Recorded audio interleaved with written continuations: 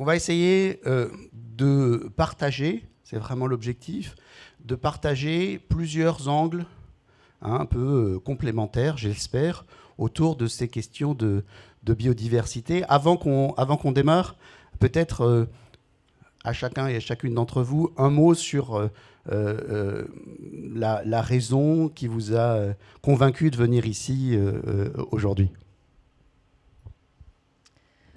Alors le challenge de l'alliance de la ville avec la nature, il est difficile à porter et on doit non seulement accompagner les élus, mais c'est aussi les habitants qui doivent accepter cette nature qui n'est pas forcément horticole dans la ville et qui peut déranger, et aussi tous les acteurs économiques, à la fois pour les innovations, et c'est pour ça aussi que je suis présente, pour voir ce qui se développe et ce qui peut être proposé sur la ville de Strasbourg, mais aussi pour voir de quelle façon les entreprises s'engagent en faveur de la biodiversité. Les citoyens, les entreprises. Marc ? Eh bien, moi, je suis venu parce qu'il y a beaucoup de sommets sur la question écologique qui s'arrêtent uniquement aux questions d'énergie, de smart cities, de technologie, de croissance verte, etc. Et je me suis dit, on va parler aussi de nature simplement et de biodiversité. Et voilà, derrière la crise du climat, il y a aussi celle de la biodiversité. Et on ne sauvera pas le climat sans la biodiversité. Donc, je suis venu pour ça. Très bien, voilà. Comme représentant de la ville de Londres, je me suis dit que le 31 janvier 2020, c'est une journée importante, symbolique, de venir faire un échange avec nos collègues et nos partenaires européens sur les sujets les plus importants pour nous tous. Bravo. Oui, bonjour. J'ai habité à Aix-en-Provence, mais il y a 25 ans. Je parle un peu, mais je ne parle pas professionnel. Je vais changer à anglais, si vous... oui. Well, at SLA, I represent SLA. We work mainly in the Nordic countries, so Sweden, Norway, and Denmark. And we are a multidisciplinary team, all joined around enhancing nature value for people in cities, while solving all the problems with air quality, with extreme weather events of drought or massive rain. But that is at the core of what we do. And to measure nature in cities, biodiversity is, the numbers. OK. Nicolas. Moi, ce qui m'a attiré ici, c'est vraiment now, c'est de passer à l'action. Voilà, on parle beaucoup, il y a beaucoup de choses, mais il faut passer à l'action et c'est ce que j'espère apporter ici. C'est un outil bien concret pour ramener la biodiversité dans les villes. Eh bien, écoutez, parfait. Merci beaucoup. Je vous propose de commencer avec un duo de choc. Marc Barra et Suzanne Broly qui ont choisi de faire une présentation conjointe autour de ces questions de biodiversité dans les territoires avec les citoyens et les entreprises à plusieurs échelles, autour d'enjeux de gouvernance et d'enjeux aussi techniques. Je vous laisse la parole et puis ensuite on pourra continuer notre échange. Ok, merci. On avait tout préparé en anglais, mais quand on a appris ce matin qu'on pouvait utiliser le français, on a sauté sur l'occasion. Vraiment, donc effectivement, on est venu vous parler de nature en ville. Une des principales conclusions du rapport de l'IPBES, ça a été de montrer que l'extension des villes, qui d'ailleurs va plus vite que le PIB et plus vite que l'augmentation de la population, était une des causes majeures de l'extinction de la biodiversité. Il y a aussi de plus en plus de rapports qui montrent que l'absence de nature en ville a des effets sur la santé psychologique, physique et notre bien-être. Et donc, on est venu parler de ce qu'on appelle de plus en plus les solutions fondées sur la nature, le fait de ne plus voir la nature uniquement comme une décoration dans les villes, mais vraiment pour un usage en termes de solutions apportées, et notamment vis-à-vis du changement climatique. Alors, je ne sais pas si on peut voir la diapo d'après. J'ai le... D'accord, pardon. Et effectivement, ce qu'on est venu défendre aujourd'hui, c'est le fait il y a de plus en plus d'études scientifiques qui confirment, avant il y avait plutôt des suppositions, qui confirment que la nature apporte des bénéfices, notamment en rapport avec l'îlot de chaleur. Vous voyez ici des images thermiques, c'est 30 degrés d'écart entre la partie nature et la partie bâtie. Pour la gestion de l'eau, vous voyez au milieu en Seine-Saint-Denis des infrastructures grises qui sont remplacées par des infrastructures vertes pour la même efficacité, voire plus. Et puis aussi sur la question de la pollution de l'air et la pollution atmosphérique, tout ça se confirme pour des coûts qui sont généralement moindres que les infrastructures structure classique et une technologie qui est moins gourmande. Donc je vais continuer en français. Et alors je travaille aujourd'hui à l'agence d'urbanisme, mais avant de travailler à l'agence d'urbanisme, j'ai travaillé pendant 10 ans pour la ville et l'Eurométropole de Strasbourg, et j'étais en charge de démarches comme le zéro pesticide, la nature en ville et la reconquête de la biodiversité à l'échelle de l'Eurométropole. Notre choix, ça a été de partir en fait du macro au micro. Et donc, à l'échelle de la planification, les collectivités peuvent déjà agir en intégrant, en prenant en compte les îlots de chaleur dans l'aménagement, en prenant en compte aussi la trame verte et bleue.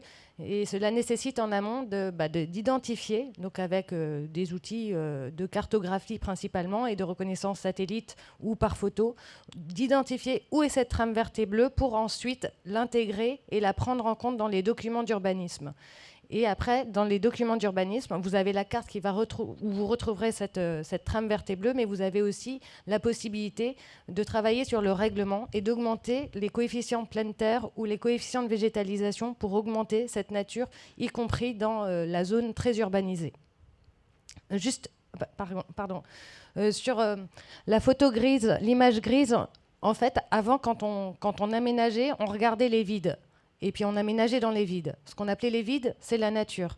Et aujourd'hui, ce qu'on doit faire, c'est intégrer la nature et aménager dans les zones qui sont déjà urbanisées pour densifier la ville et éviter qu'on aille grignoter les terres agricoles et les terres naturelles.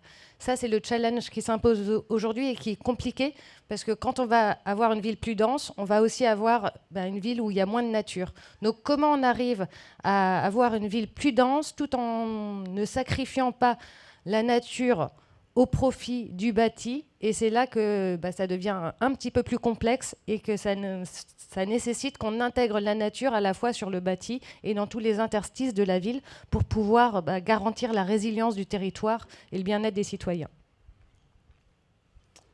Alors, effectivement, quand on parle de nature en ville, parfois on confond souvent avec les espaces verts. Et moi, un de mes challenges en tant qu'écologue, c'est de dire qu'il y a une vraie différence entre un espace vert, un gazon tondu, tout ras, bien géré, qui est un peu le degré zéro de la biodiversité, avec des espaces de nature où il y a plus de sauvage, moins d'entretien, comme Suzanne vient de le dire. Et on peut s'appuyer sur la biologie et l'écologie pour essayer de se dire combien il faudrait de nature dans les villes pour que la biodiversité prospère. Et je vous ai mis 3 chiffres ici, qui viennent de recherches différentes, mais qui peuvent nous donner une idée. Certains chercheurs estiment qu'il faudrait 45% de nature minimum à l'échelle d'une ville pour assurer une stabilité environnementale, c'est-à-dire le déplacement des populations d'oiseaux, d'insectes, de plantes. Donc c'est beaucoup, ça veut dire la moitié de la ville est réservée à la nature. Mais ça nous donne une idée. Un autre qui est celui de la taille. La biodiversité, elle se maintient quand on n'a pas des espaces qui sont trop petits, sauf quelques espèces comme les mésanges, etc., qui aiment bien les tout petits espaces. Mais dans d'autres recherches, on montre qu'il faudrait 4 hectares minimum d'un seul tenant pour avoir un effet positif sur la biodiversité. Et enfin, un autre chiffre, qui est celui de la connexion. Les espaces verts qui ne sont pas connectés entre eux fonctionnent moins bien. Et dans cette recherche, on montre qu'il faudrait relier les espaces à moins de 300 mètres les uns des autres. Tout ça, ça peut aider, comme disait Suzanne, à la planification urbaine, à se baser sur des données scientifiques pour planifier la nature dans les villes. Alors, quand on a identifié la trame verte et bleue à l'échelle de l'Eurométropole, on a souhaité aussi l'identifier à l'échelle de la ville de Strasbourg.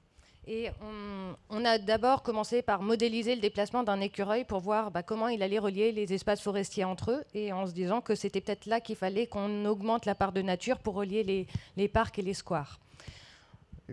Le travail n'est pas abouti, donc on a reconnu ces espaces, mais ensuite on a proposé aux habitants en fait, de végétaliser prioritairement ces zones. Bon, eh bien, tous les habitants jardiniers n'habitent pas forcément sur les lieux où passerait l'écureuil. Du coup, on a lancé à la fois des travaux de déminéralisation dès 2010, où on voulait justement augmenter la part de nature dans les quartiers. L'idée, c'était d'avoir aussi des filaires, une continuité végétale pour relier les parcs entre eux. Et cette continuité, parfois, on peut pas enherber un trottoir parce qu'il est trop étroit. Mais par contre, il faut travailler aussi sur la végétation suspendue, comme vous pouvez avoir sur la deuxième image. On a augmenté la part de nature au niveau des places publiques et on s'est rendu compte qu'on avait aussi des difficultés sur certaines places parce que face à l'avis des architectes des bâtiments de France, par exemple, on considère qu'il faut du minéral pour valoriser le patrimoine bâti historique. Donc on rencontre encore des difficultés pour intégrer cette nature. Mais il y a d'autres zones comme les cimetières, par exemple, où c'est plus de 10 hectares qui ont pu être végétalisés et on retrouve du coup les cimetières à l'anglaise où on a une grosse part de nature et là c'est un vrai potentiel pour toutes les collectivités. Dans les écoles aussi, ça nous paraît important de déminéraliser les cours d'école. Donc là, vous avez 2 photos d'école. Une à gauche où il y a une petite surface qui a été déminéralisée et à côté de l'enfant qui se baisse, donc à droite, vous avez par contre une cour où une grosse partie du bitume a été arrachée et on appelle ça l'école du dehors où les enfants passent 1 heure par jour dans les jardins. Enfin, dans la cour qui a été déminéralisée par les habitants et du quartier.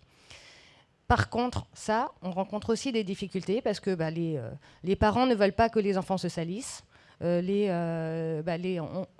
instituteurs ou les personnes qui travaillent dans les écoles disent pareil que ça leur fait perdre du temps avec les enfants. Donc le temps d'enlever les chaussures, remettre les chaussures, c'est du temps en moins pour l'apprentissage. Et du coup, nous, on défend la nature comme source d'apprentissage. Mais c'est sûr que la nature, ça peut salir, mais de notre point de vue, c'est pas grave. Donc on va augmenter. Là, on a plus de 35% des cours d'école qui ont été déminéralisés. Et notre objectif, c'est 100%. Donc effectivement, plein de solutions à apporter au niveau des quartiers. Je vous ai mis ici quelques photos d'éco-quartiers, alors qui ne sont pas forcément smart au sens des panneaux solaires, des éoliennes, etc., mais qu'on appelle de plus en plus des quartiers éponges, où on se sert des espaces verts et de certaines infrastructures vertes pour mieux gérer les eaux de pluie. Et dans cet exemple où on peut parfois remplacer les infrastructures grises par les infrastructures vertes, sur toutes ces photos, vous n'avez plus de système de gestion des eaux pluviales par des tuyaux.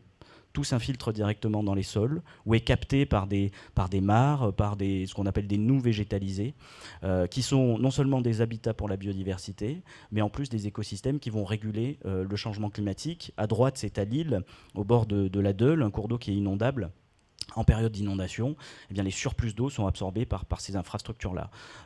Et un autre chiffre ici qui peut nous aider aussi à l'échelle des quartiers, les recherches montrent que si on n'a pas à peu près 30% de nature à proximité pour les habitants, c'est un facteur de plus pour le stress, l'anxiété, la dépression. Donc des raisons de plus pour utiliser ces infrastructures vertes.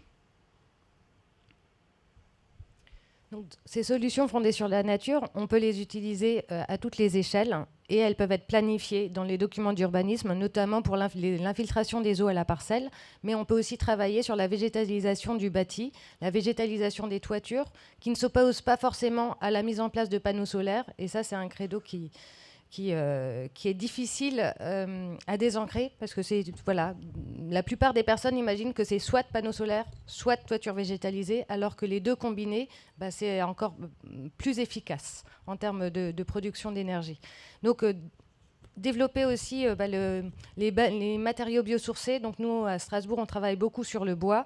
Et les toitures végétalisées, mais pas forcément qu'avec du sédum, mais travailler avec des grosses surfaces, enfin des grosses épaisseurs de toiture pour avoir une végétation qui correspond aussi à la flore locale et qui réponde aux besoins des espèces locales.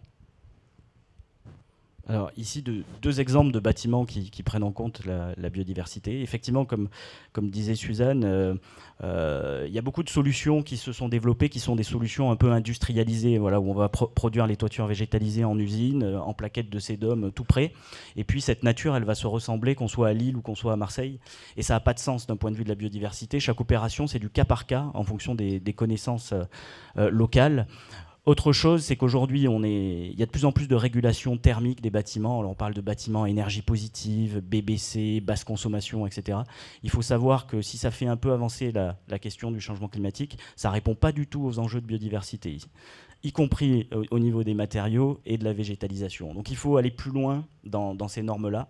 Les deux exemples ici sont pour moi parmi les deux exemples vraiment réussis d'approche transversale sur la biodiversité. À droite, c'est l'école des sciences et de la biodiversité qui a été fait par les architectes Chartier-Dalix, où la façade en fait reproduit un mur. Alors c'est une structure béton, hein, on aime ou pas le béton, on pourrait en parler aussi, mais elle reproduit un mur qui se végétalise tout seul, spontanément. Ils ont laissé un peu de terre dans les infractuosités, puis avec le temps ça se développe. Et la toiture, c'est une reproduction d'une prairie et d'une forêt urbaine jusqu'à 1 mètre de substrat.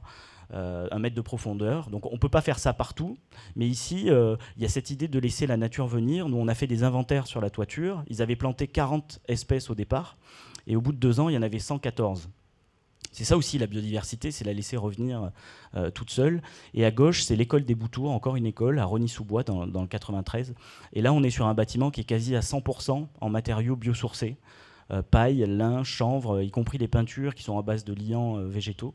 Et puis la végétalisation du toit aussi, qui ressemble plus à une prairie naturelle qu'à une moquette verte.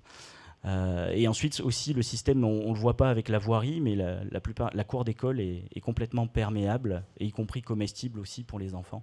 Donc on peut vraiment aller plus loin que la seule question de l'isolation des bâtiments, à faire des bunkers tout vitrés dans lesquels on ne peut plus ouvrir une seule fenêtre, pour avoir une approche complète qui intègre la biodiversité.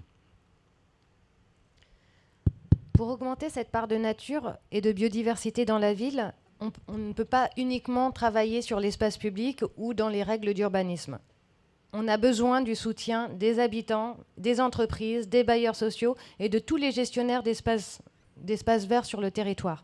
Donc à Strasbourg, on a travaillé avec les habitants. Suite à la démarche zéro pesticide, il y avait de l'herbe qui poussait partout dans la ville. Et plutôt que lutter contre cette herbe, on a choisi de végétaliser les surfaces.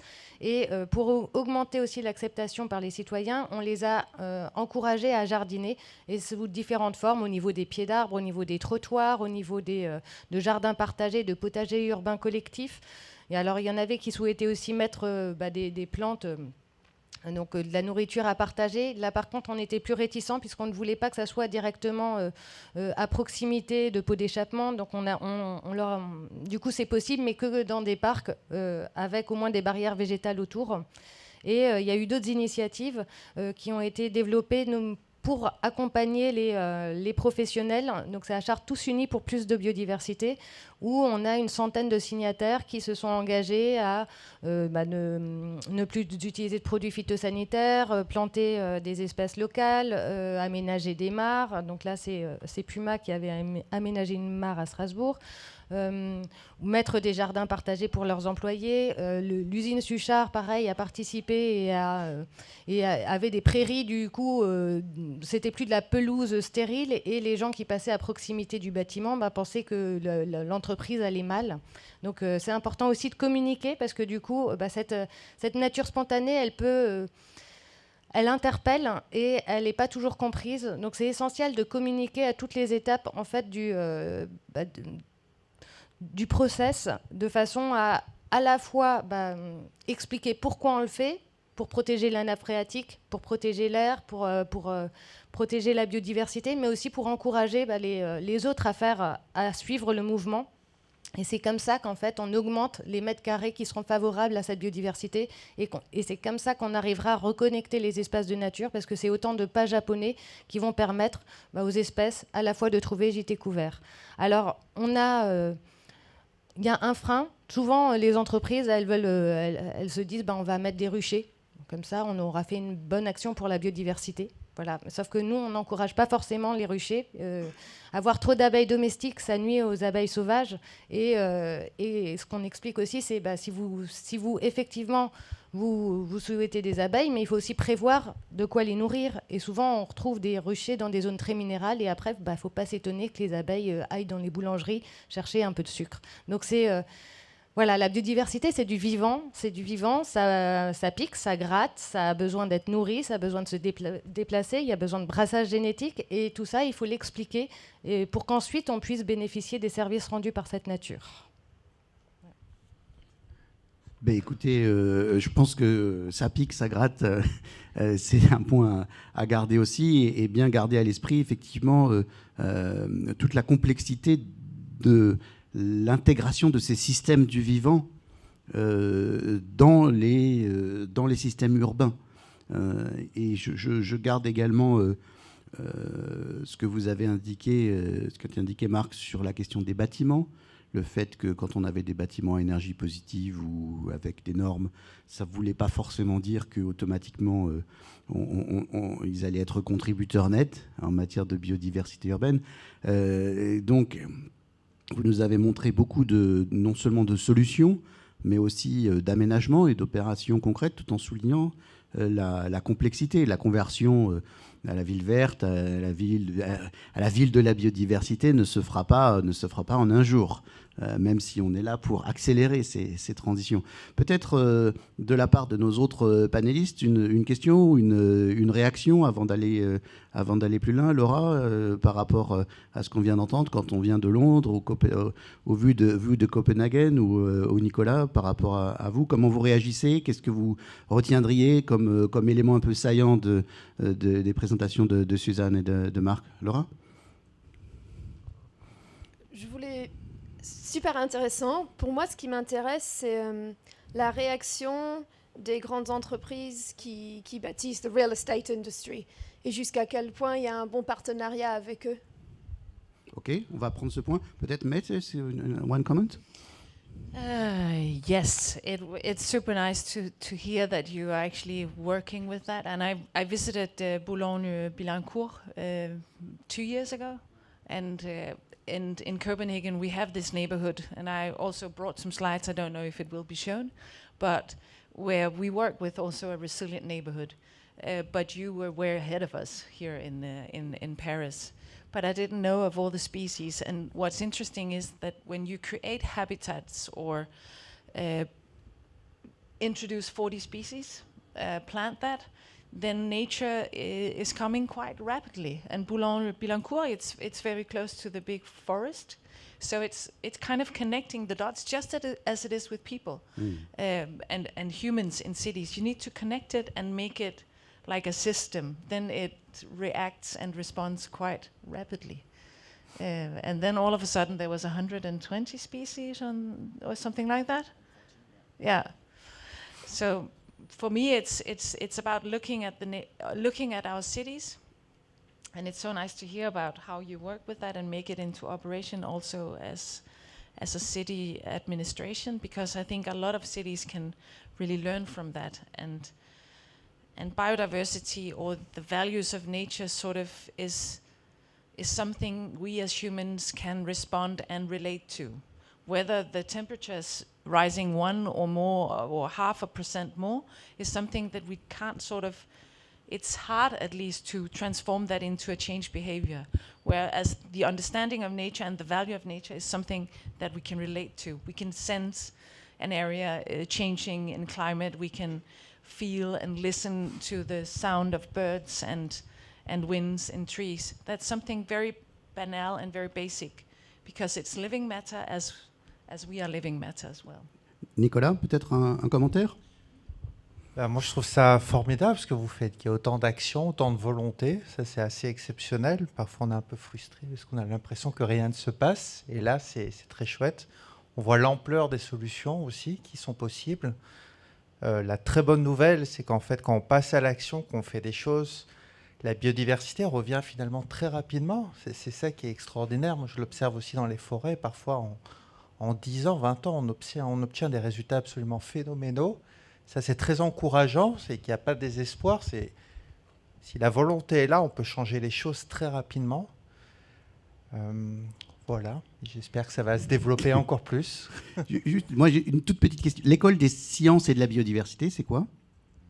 Alors c'est une école qui s'appelle comme ça parce qu'ils ont misé sur la question de la biodiversité. Elle a été construite en 2014 à Boulogne-Billancourt par des architectes, Chartier-Dalix architectes. Et c'est un bon exemple, ce sont des architectes qui se sont rapprochés très tôt d'écologues ou de laboratoires de recherche en écologie. Et donc ils ont fait des partenariats, de la R&D avec eux, et en font aujourd'hui un axe de leur travail, c'est-à-dire on ne travaille pas uniquement avec des paysagistes, des ingénieurs ou comme on avait l'habitude de le faire, on va plus loin vers l'écologie scientifique. Ouais.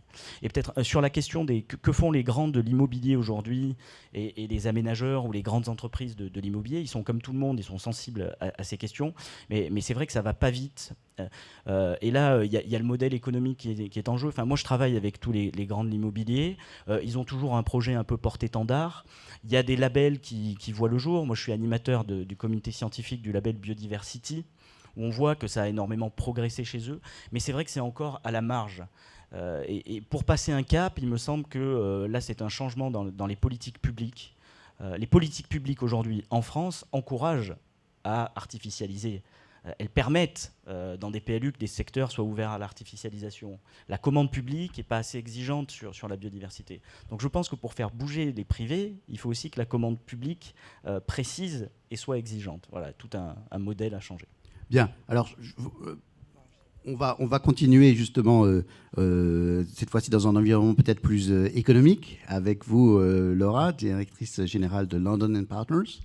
Peut-être nous dire en un mot ce qu'est London & Partners et puis surtout dans ces moments de transition, de transformation, de challenge aussi climatiques, environnementaux, où on voit bien l'importance non seulement, je dirais, en général, mais pour la santé, mais aussi pour même la santé mentale, de cette connexion avec la nature. Tout à l'heure, Suzanne et Marc rappelaient que on avait besoin de place aussi pour la nature en ville. Ça ne pouvait pas simplement être un pot de fleurs et puis une ruche. C'était un peu plus compliqué que ça.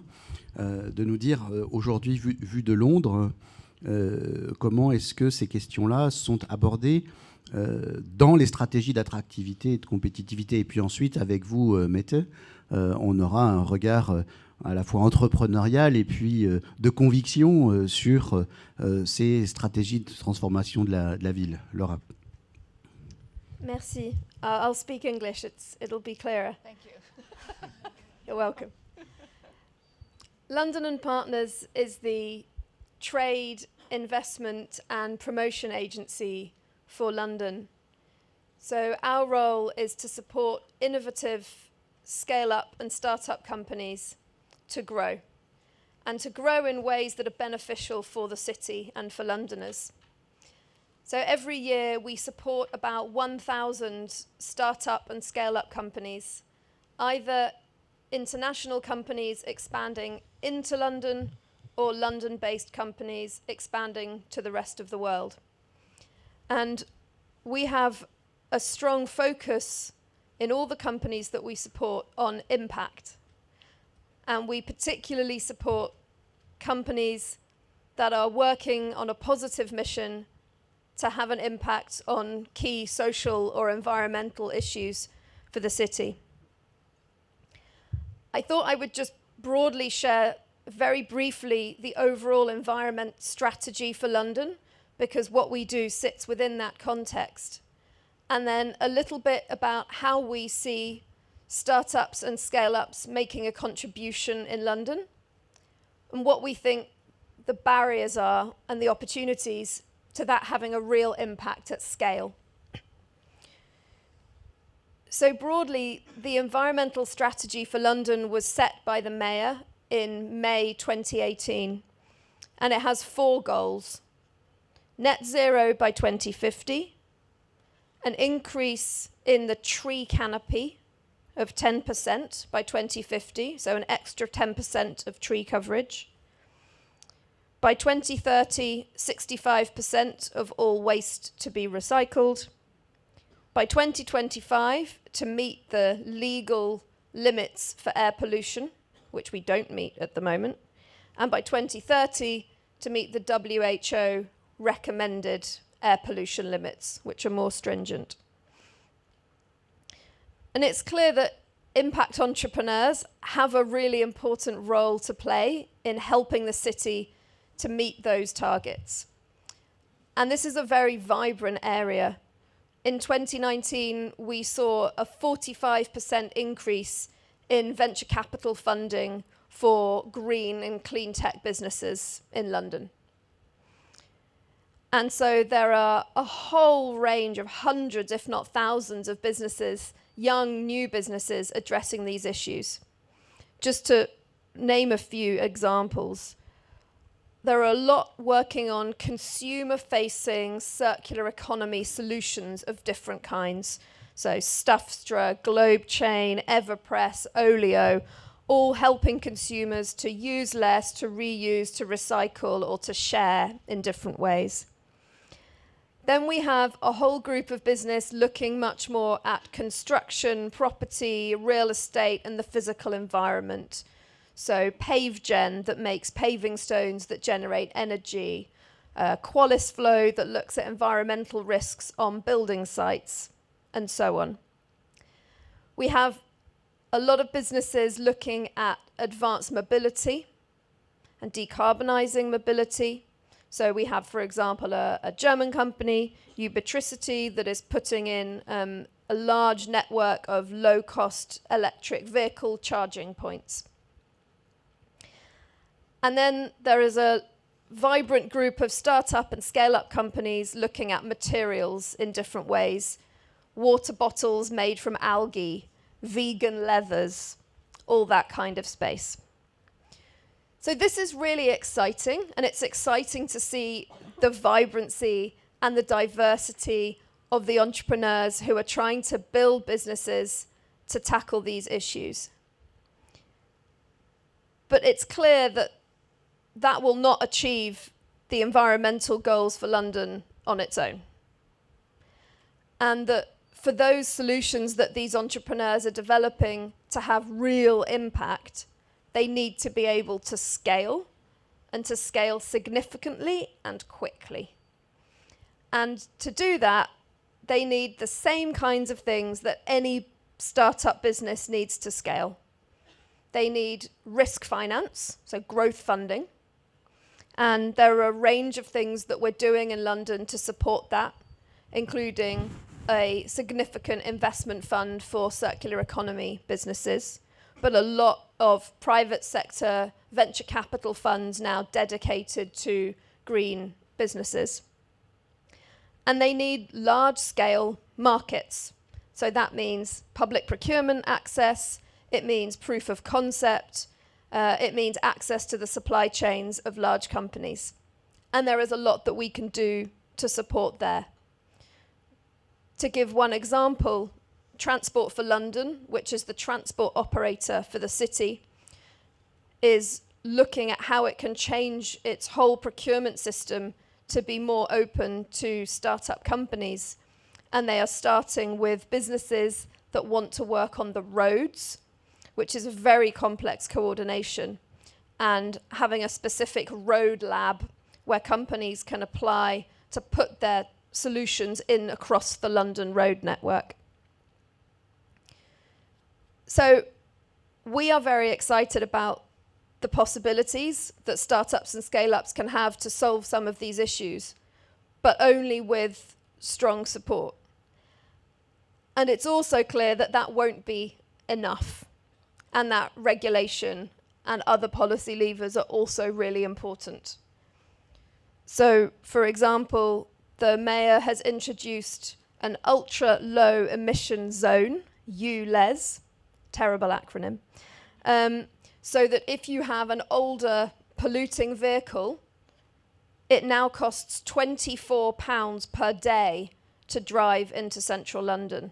So on a good day, that's like 27 euros. On a bad day, 24 euros. And since that was introduced earlier in 2019, we saw a 36% drop in NOx emissions. So that has a really significant and pretty immediate impact. So we will continue to support impact entrepreneurs to scale their businesses in London, whether they are coming into London from the rest of the world or the companies were born in London. But we also need that to be working hand in hand with our policy. And that's why, from a London point of view, it's so important for us to listen and learn from all the fantastic work that's happening in other European cities that we've heard today and others, so that we can really take the best experience from other European and global cities and partner with other cities to solve these issues. Thank you very much. We will continue with you, Mette, yes. Right on. I think we have slides also for Mette. All right. Yes. Then you can show us a little bit of your great work, but also maybe react on what Laura mentioned about mobilizing the business community. Yeah. And when you are a company, how do you play with those evolutions in the finance sector that enable to do things not just relying on public money, but also on a wide array of other sources of capital? True. Very inspiring to hear your work with London and COP. You making the connection between entrepreneurship and startups and the bigger picture of changing the city. I mean, that creates a burning platform or a sense of urgency, I guess, but also something that entrepreneurs can actually relate their business to. So it's not something that they come up with and then they try to find somewhere where it makes relevance, but it's very nice. About the business model, Nicholas, I'll come back to that, but maybe I should just briefly run through these the slides. And also related to what you talked about earlier, that it's not about how a city looks with regards to nature, but it's about how it functions. So to put the world's oldest systems of nature, the services of nature, into the equation of transforming our cities. Because all of us are moving into cities. Cities are 70% of the CO2 globally. And nature has some profound and very easy, it's not magic, it's something nature does every day, that they can, nature can actually be put into that equation and then clean air, filter noise, create an atmosphere where we mentally are better off. So that's, and this picture is a nurse who, it's a parking lot that we recently created. It's a nurse that has parked her car and then she goes through this biotope and maybe listens to a bird or see a butterfly. It's another temperature in that space before she goes into the hospital. And I don't have the evidence, I don't have it quantified, but I'm 100% sure that she would go into the hospital and be a better person or feel better. So at SLA we developed the public realm with nature-based design. And this picture is a roundabout that we finalized a year ago. And when you see the picture like this, you don't see a roundabout. But I'll come into that later. See why. So why nature-based design in our cities? I touched upon it briefly before, but our cities cover 5% of the total land area on the planet Earth, but it also contains almost 70% of all people, and it's 70% of the CO2 emission. So there's something at stake here on a very small part of the planet Earth, you could say. We experience rising temperatures, we have a lot of issues with the air pollution, we have extreme weather events as drought or cloudburst, but we also experience more and more stress. So our mental wellness are at stake here in the cities. And for 100 years or even more, we've planned and developed our cities on a fertile land. So we used to grow crops, etc., just close by to where we lived, even in the areas where we have our cities today. But we need to sort of put nature back into the equation. So we are not talking about doing farming in the city, maybe urban farming on roofs and terraces and so forth. And we're not talking about putting wolves and mooses into the city center, but we're talking about how to put the ecosystem services and those set of values into the system of transforming our cities, and in the end create enhanced life quality.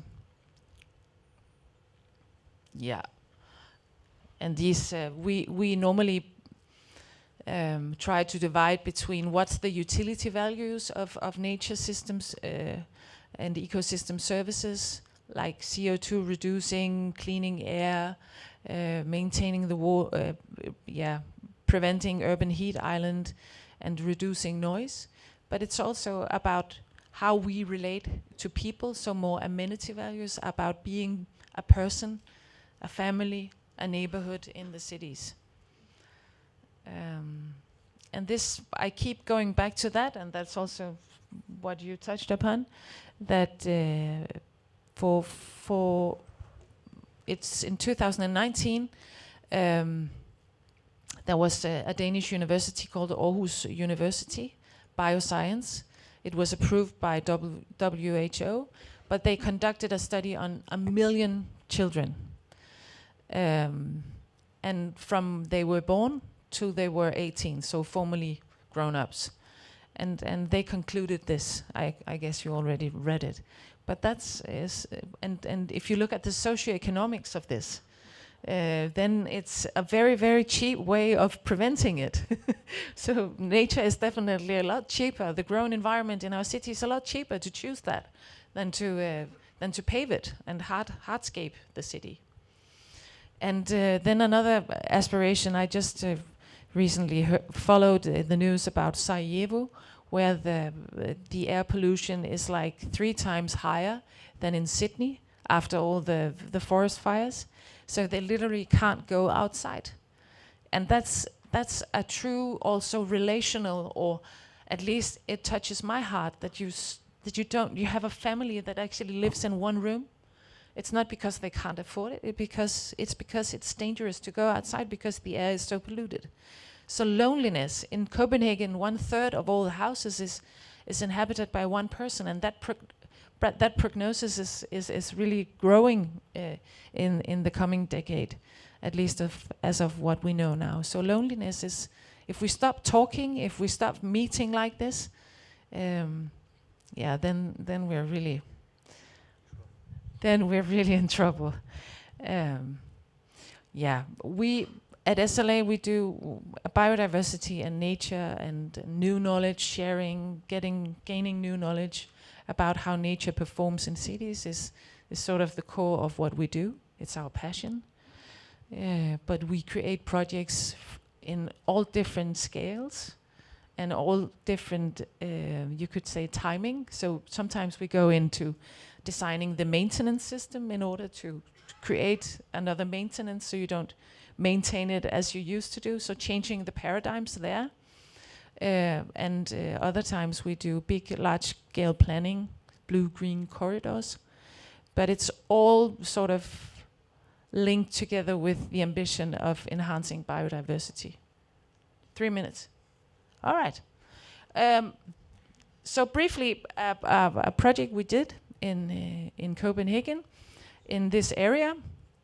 It looked like this. It's a normal housing street with smaller industries or enterprises on the side. Hardscape, a roundabout. And basically we transformed this typography. Normally for many years, the engineers has sort of been the ones who are doing the infrastructure and all the utilities underneath the surface in our cities. But here we were a group of people, engineers, forestry educated people and so forth. So basically changing the topography of the street and the infrastructure. So instead of getting the rain away from the street, then you actually maintain it and then put in nature in that equation. So this was a year ago, planted about 600 trees. It's just planted, and this was in June, so it's half a year old. And basically it's creating a series of sense-aspiring spaces in infrastructure. So there is room in our cities for nature. It's not that there's no room for it. There's a lot of room for it. And this roundabout in the street has the same amount of parking spaces, has the same capacity of traffic, of getting stuff in and out of the city. but basically also leveling and enhancing the flow of both soft trafficants, so people walking, pedestrian, bikes, and cars, creating nice areas where you actually can have shops and small enterprises opening, but also really being specific about the biodiversity and letting the dying trees stay on ground. It goes into the natural succession of nature, and nature is so beautiful in so many ways. We can learn so much from that. And basically about the paradigm of maintaining it. We really have to be specific with the cities of how we maintain it, because we can lower the cost by, I would say, 80% of how we maintain, how the maintenance cost is in our cities. And this is not the space, the neighbors have taken it in. It's not about selfies, but it's, I don't know how you say it, maybe nature fees is much more at stake here, as because it's something that they can relate to and they fall in love with. Thank you very much.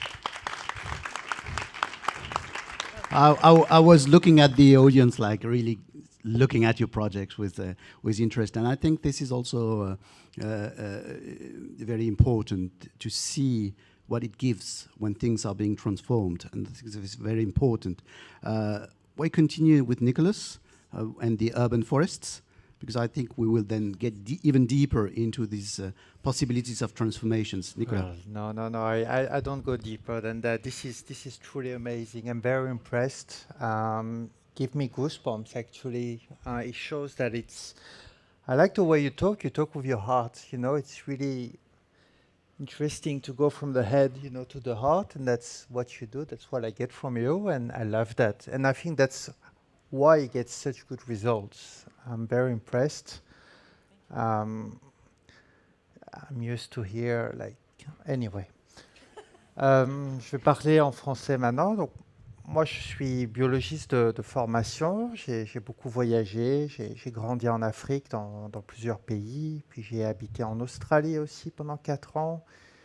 Et puis je suis revenu en Europe. J'ai voyagé dans pas mal de pays. Et en fait,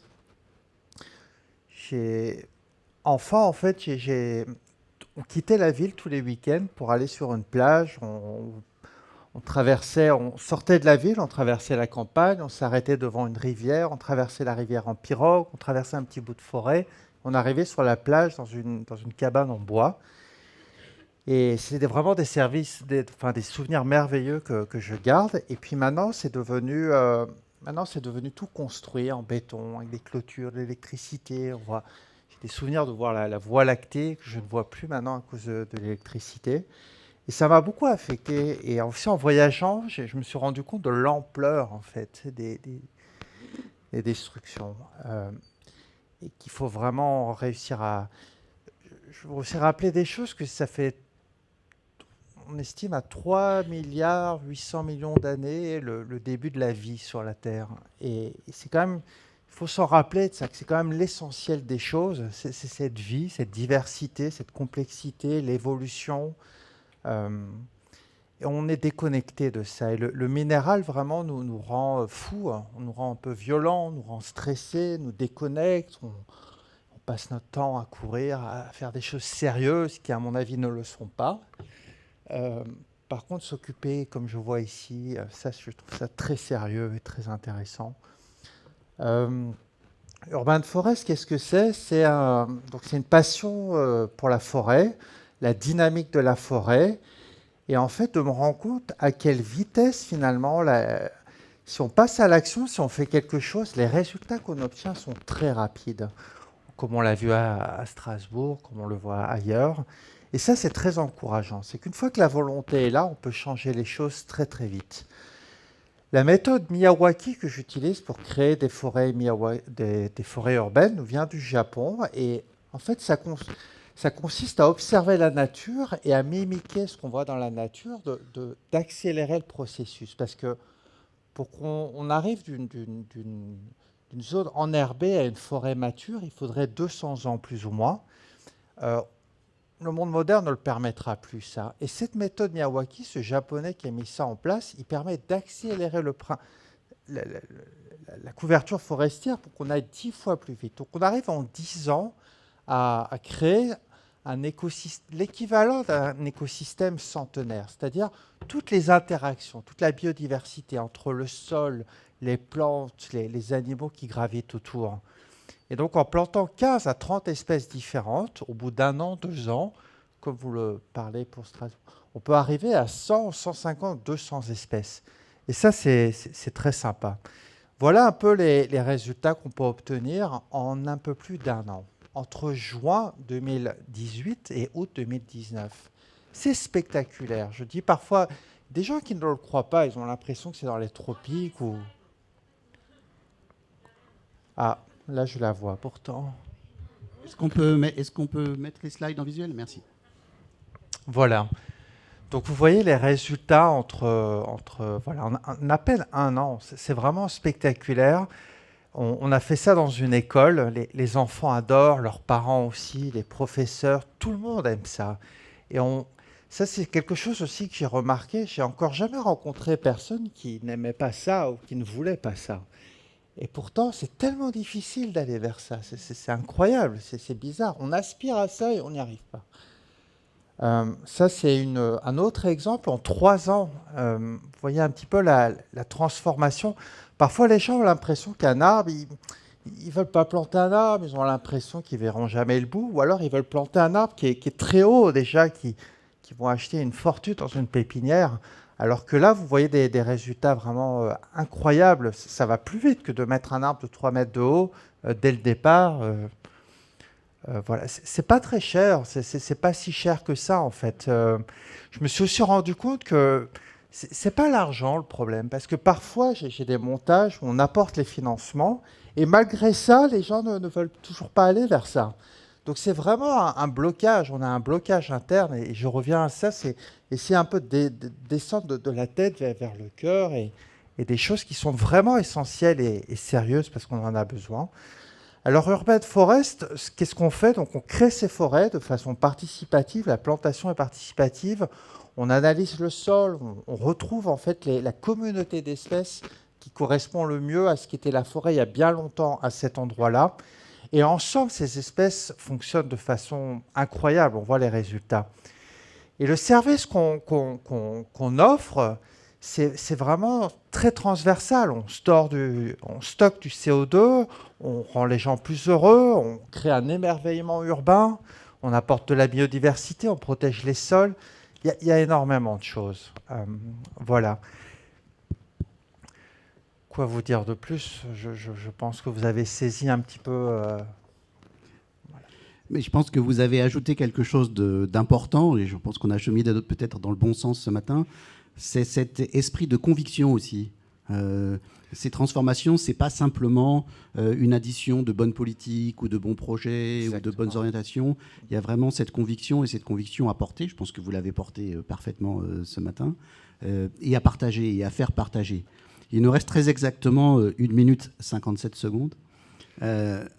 Très vite, chacun d'entre vous, Change Now, biodiversité, on a vu toute une palette de transformations souhaitables, possibles, engagées, un certain nombre de risques, de contraintes. En 30 secondes, qu'est-ce que vous voudriez adresser comme message à notre auditoire? On est tous des citoyens plutôt urbains, je pense. Priorité numéro 1, Nicolas. Je pense que c'est un changement de notre façon d'être. C'est compliqué. C'est vraiment un peu de sortir de cette routine de l'économie, des bonnes choses, des bonnes pratiques et de se connecter vraiment à ce qu'on veut véritablement et le faire. Voilà. Well, at least from my personal perspective and what we do at SLA, I simply can only address and aspire and call to action, and we sort of need our way of changing the cities, and it's not hard, but it's hard to do alone, and it's something you have to do multidisciplinary. So do make physical roundtable teams stand shoulder by shoulder, then it's not that hard. Laura, avant le Brexit.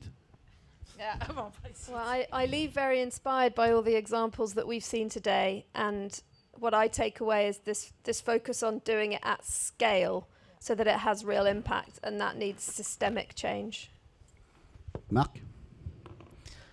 Ouais, ben moi, en tant qu'écologue, je me réjouis qu'il y ait de plus en plus d'entrepreneurs en fait, qui travaillent autour de la nature. Vraiment, il en manque énormément. Nous, aujourd'hui, les préconisations qu'on fait pour les villes, derrière, il nous manque des gens qui vont fournir des graines, qui vont aller planter des arbres, et qui ont cette connaissance de la biologie et de l'écologie.